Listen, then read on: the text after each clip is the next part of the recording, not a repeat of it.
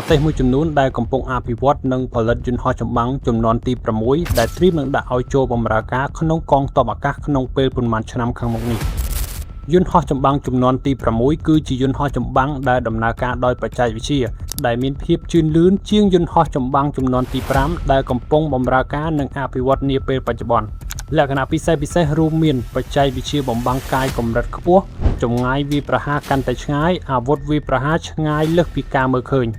នៅឆ្នាំ2025កងទ័ពអាកាសសហរដ្ឋអាមេរិកបានជ្រើសរើសការរចនាយន្តហោះ Boeing F-47 សម្រាប់កម្មវិធី Next Generation Air Dominance របស់ខ្លួនដែលបានចាប់ផ្ដើមនៅឆ្នាំ2014ដើម្បីជំនួសយន្តហោះ F-22 Raptor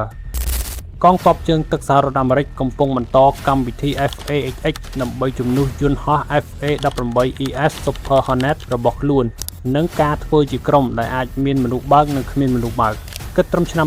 2025កម្មវិធីជាតិនិងពហុជាតិជាច្រើនកំពុងដំណើរការដោយយន្តហោះចម្បាំងចំនួនទី6ដំបូងត្រូវបានគេរំពឹងថានឹងចូលបម្រើការងារនៅក្នុងឆ្នាំ2030ប្រទេសចិនបានសាកល្បងហោះហើរគំរូយន្តហោះចំនួនទី6ចំនួន2គ្រឿងដែលត្រូវបានគេដាក់ឈ្មោះបណ្ដោះអាសន្នថា Chengdu J36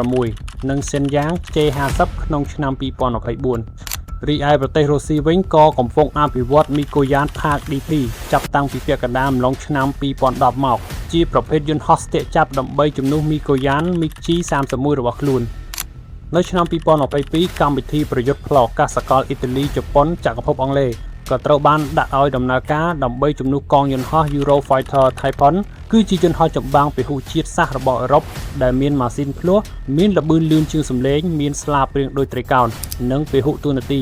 និងយន្តហោះ Mitsubishi S2 របស់ខ្លួន